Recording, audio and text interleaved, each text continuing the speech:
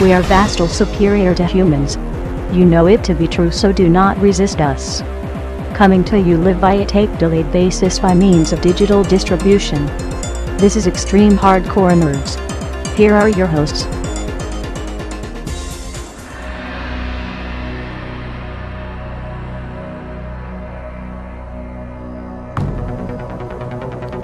Ready, set, game on.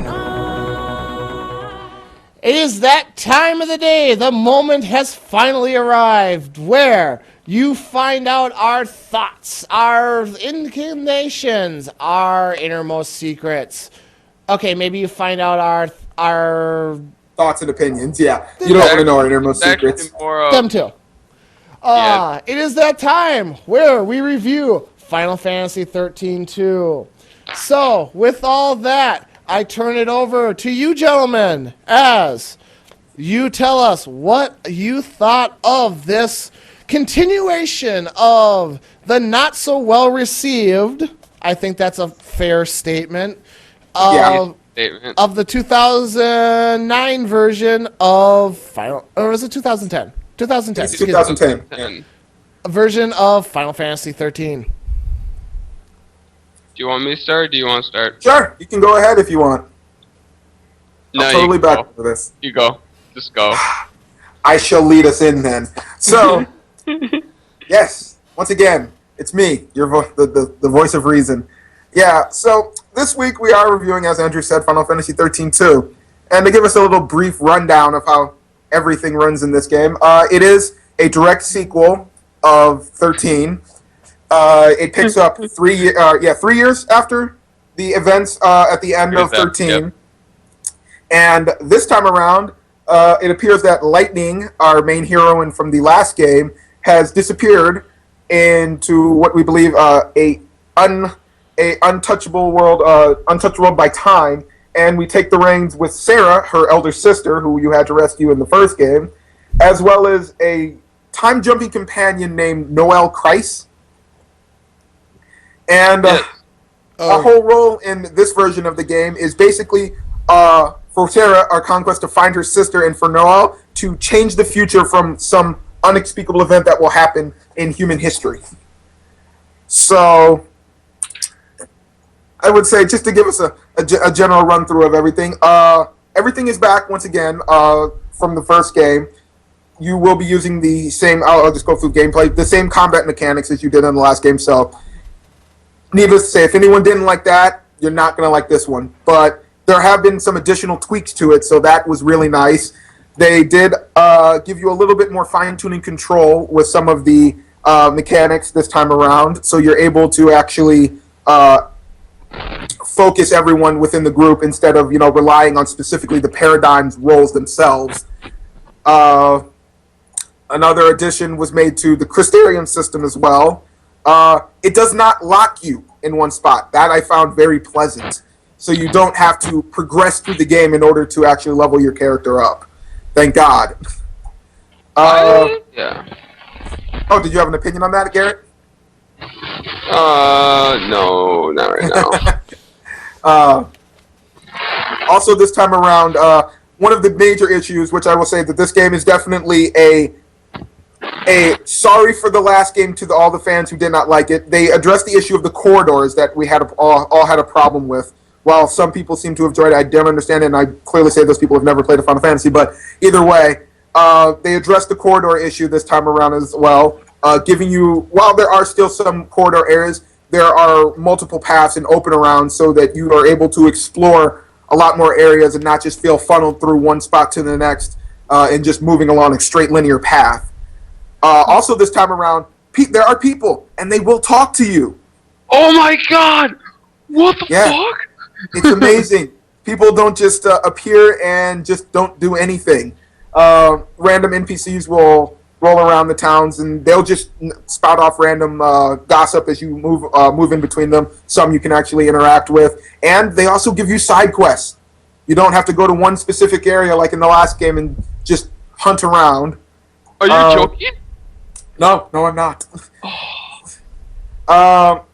Well, you also get 4 choices on some certain people too. They also, Tell us about in those a quick, and what seems to be a really, really weird quick grab to capitalize on the current change of RPGs, they decided to put in a, I would say Mass Effect style kind of choice system, not good or bad, but allowing you to choose certain response options to predetermined predetermined talk points, but there's no real reason for why they're there. Generally, anything that's brought up in conversation has little to no effect on the game itself as to what the characters will do next or as to what the plot entails. So it seems like just a thrown-in mechanic for some odd reason. There will be some returning characters this time, though you will not be playing with any of them. Snow is a guest. Yeah, you do get Snow as a guest in the party, but you don't get to take him along for the journey or anything like that. You will be specifically sticking with 3 characters. 2. Well, 2 characters and a third-party character. And this time around, they decided to really push on all the Pokemon fans, which I'm surprised. I should give this to Gunnar and go, guess what, Gunnar? It's a collection game.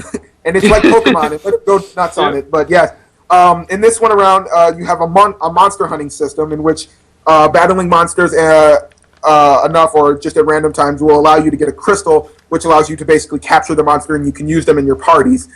With this, you also you can customize the monster in certain ways. You can level them up in their own Crystarium systems, and you can name the monsters. You can put little ornaments or tattoos on them. You'll also have to basically, once a monster is either leveled up or you want to try and make stronger monsters, you can infuse monsters with one another to basically just steal stats abilities. They won't generally get more life or anything like that. So that was a nice addition that they had in here. Definitely a lot of the same for the gameplay. The story, though, there are some definitely writing issues in the game. Some of the wording is really harsh to go through, and it's a pain. If you're an English major, you'll kind of scream a lot when you have to listen to them talk at times. The voice acting is really great, and you can at least tell that every person who's working on this is really 100% drawn behind each character, so that's really nice. Voice syncing is a little terrible at times. Noel and Sarah? Noel and Sarah this time. Has no chemistry whatsoever. Yeah, you're going to be complaining if you're thinking that there's going to be some kind of weird chemistry between these two. This is the most platonic boy-girl relationship you will ever come across in your life. Okay, Noel, and this is Noel's character. He's the last human. Okay? Sarah. Okay? She's engaged, but Snow left her. Okay? She's engaged, but the wedding is on hold. Yeah, it's on hold. So, the last human alive going on trips through time with this girl that's not getting married anytime soon. You would think still tons of sexual tension everywhere. You would think, but no. This is clearly a platonic relationship in all of the best facets of what they're doing. Keeping it business. Yeah. The funny thing is, I just liked how I was, it's like, oh, no, how are you doing today? You just add your own sound effects in there for them, yeah. Yeah. Definitely, the characters of old that you will meet up with will have changed in some ways, and you'll definitely find that the old characters you'll enjoy seeing more so than dealing with these new ones. Yeah. Noel is not the most interesting guy to tote around with. Sarah herself, while playing at times damsel in distress, but very much carries her own. So she is definitely the one that is seemingly very much more interesting in all of this. Well, I think it's basically it's all about Sarah. Well, it is kind of all about Sarah, but yeah. Still, the same basic principles for the staples of Final Fantasy. The graphics look amazing. There is a huge and noticeable amount of slowdown time when playing the game. You will see random stutters within cutscenes or during just animated, even in just walking around the areas. So I'm guessing they're pushing the system to the limits this time, and it has considerable. Even with me, who actually installed the system, I still see considerable amount of stuttering between animations at times, so that can become a little jarring. Nothing too much to just shut the whole game down. But graphic-wise and art, the game looks amazing as it did last time. You will be revisiting a lot of the same areas you did in the previous game, though not exactly the same. Just name title-wise will be the same. Music is very supported for this game. It has the standard amount of J-pop techno that you will come to know and love. Standard amount of orchestral music, but a heavy more addition on the metal this time around. I kind of wanted to call you, Andrew, and see if you thought this was worthy enough to be considered metal or rock music at times. Okay. I thought it was pretty rock when I was facing the royal plan thingamajiggy. Yeah. That was pretty like Alice was a rock song. It seems like a lot of bosses are just straight rock. Rock songs, yeah. Yeah.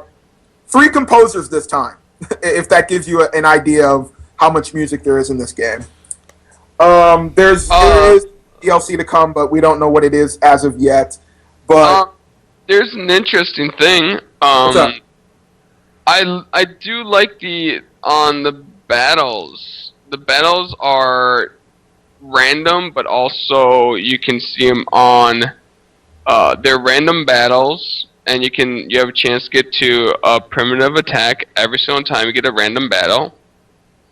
You can also run away from those random battles because you will see them. I do think this is the best marring this time around of the random battle and scene battles, where they will appear in front of you and you still can choose to either run or attack them. So that's actually the best. This is the best system I've seen of that.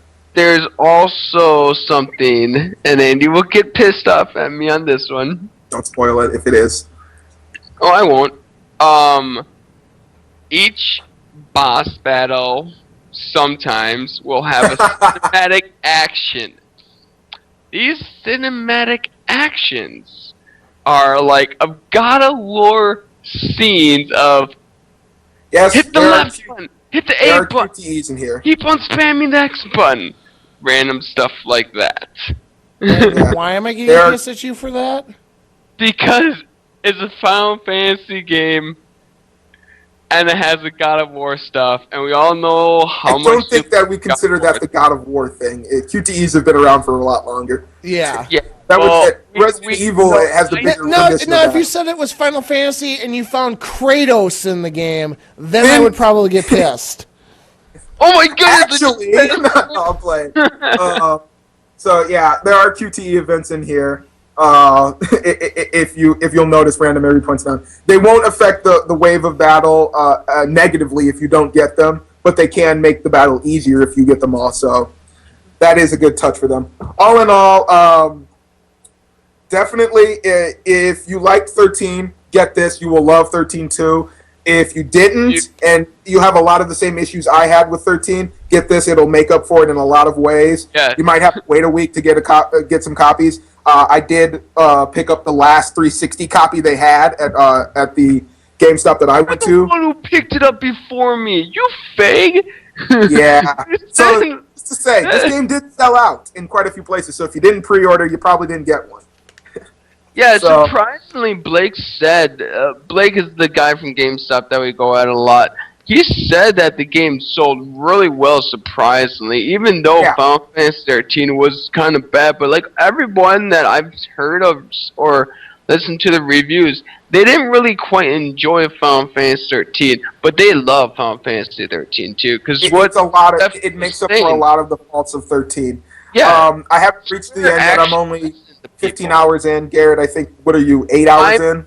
Let me see. I'm playing it right now. I am exactly 8 hours in it right now. Okay, yeah. So the max time about this for the main story I heard is about 25 hours, 30 hours. Round that out, maybe a little bit more, maybe about 30 or 40 with all some of the extra side quests. And there's a Gold Saucer-like area in here too. So gambling and chocobo racing, it's back, and we're all ready for it. And I think you touched on it that you can it's a lot more open world than anything. Yeah. So all in all, I am definitely going to give this Final Fantasy an 8.5. A lot of fixes. There are some issues in certain areas that I have some time with. While I'm okay with the battle system, they still have the play for me button, which I find a complete waste if you're playing an RPG. Then it's like it's like going into a shooter and having the sticky gun on so that you always get a headshot. It's like, why are you even playing it then? It just irks me in so many ways. I feel that they can definitely use some different ideas for the paradigm system. It's just the dress sphere system all over again. And as a lot of people know, no one really liked 10.2, so for some reasons.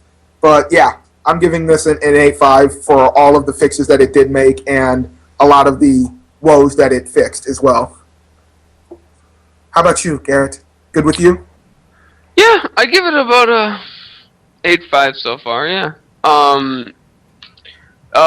One thing is though, I think you did touch on it, that all the reviews have been saying that the characters are voiced good, but I know that you touched on like the script writing was not the greatest. Not good. You won't fall in love with the characters like you did in Final Fantasy 13, but you will, instead of falling in love with the characters, you will basically fall in love with the environment, because it feels that you're doing more for the environment than your characters yourself, because it's so wide open.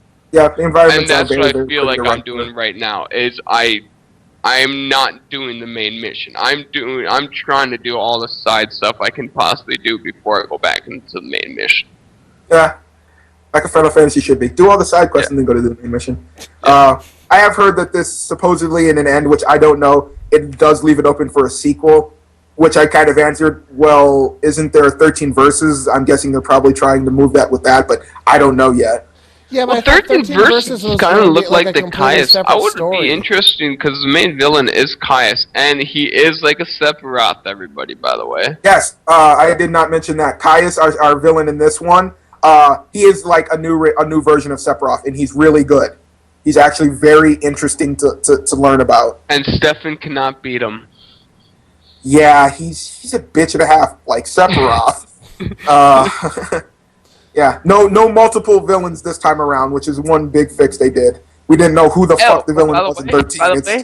There's not a lot of Falsi, Cocoon C, Falsi talk, which got really vague. All the Lassie, and then the church, and the government state, and the research facility. It's like, seriously, who is the real bad guy here? I don't understand anymore. Yeah, so it's overall, I think it's a complete game right now, surprisingly, because it is a sequel. It seems like a complete... seems like the thoughts were more organized this time around. I feel like I'm getting my money's worth. It's not like 13 where I needed to set the game down and not play it for 6 months. I actually feel like I really want to beat this game. Yeah. So, yeah. Andrew? Very cool. Very cool. Any thoughts and opinion from you on this? Do you think it's worthy enough of a play as an outside person? I would say it'd probably be a run for me, just to give it a try to see if the story and the new mechanics and stuff would actually suck me in. You're not really an RPG person, though. He is. I'm not. More Western RPG. Not as big JRPG. Okay. Is that correct, Andrew? Can I ask you one question, though, Stefan? What's up? You listened to last week's feedback, right? Yeah. When they were talking about a strategy guide to an RPG, do you agree that this Final Fantasy 13 and 13.2 is more built on strategy or more built into the RPG phrase? If I can ask. It's hard to say if it's built more on strategy, like with my saying in my fault with a play for me button that kind of takes all your strategy out of it. Yeah. There isn't too much RPG-ish in And there is a little bit more because you're following the roles of these characters and listening to their story and kind of playing out in that same sense. But I mean, the whole open world thing and going from time to time, which really doesn't make sense a lot of the time. It's very jarring, and also the fact of you can kind of go to areas where you're not supposed to be yet. Yeah, I already found that out. Story-wise, the Colosseum, I got can screw with you. So I'd say this is probably built more on its RPG than it is its strategy. Okay. Yeah, I was agreeing, but it does have some strategy to it. It has some strategy to it. It is a little bit heavier than I'd say 13, but not too much. Mm-hmm. I mean, the flow of battle can change with one simple thing, but a lot of the times it's as simple as okay, choose magic, whittle this guy's stagger gauge up, and then just go at him with either a commando talk or that. It's really basically just that half the time. Alright. Yeah, I agree. Okay, well, there you go. That's our thoughts and opinions on Final Fantasy 13 review. Fair enough. There you are. And that does bring this edition of the Extreme Hardcore Nerds podcast to a close for this week. Coming up next week, we do have Kingdoms of Amalur Reckoning coming out. We do have Gotham City Imposters coming out, so we'll have 2 reviews on that. And then Darkness. We also have Darkness 2. All right, and then we will have Darkness 2. So we'll have 3 reviews in next week's show. So it might be a little bit of a longer one. Just forewarning you now. I'm planning a separate shot. Just forewarning you now. So, with all that having been said, thank you very much for joining us. I have been your host, your all-knowing King of Kings himself, Andy Kruger, along with... you're hidden in the dark, but still ever-present Dark Reaper, Stephen Creighton. And also with us... Slightly less frustrated, Garrett 4. It's a good day. Peace, everyone. See you later, folks.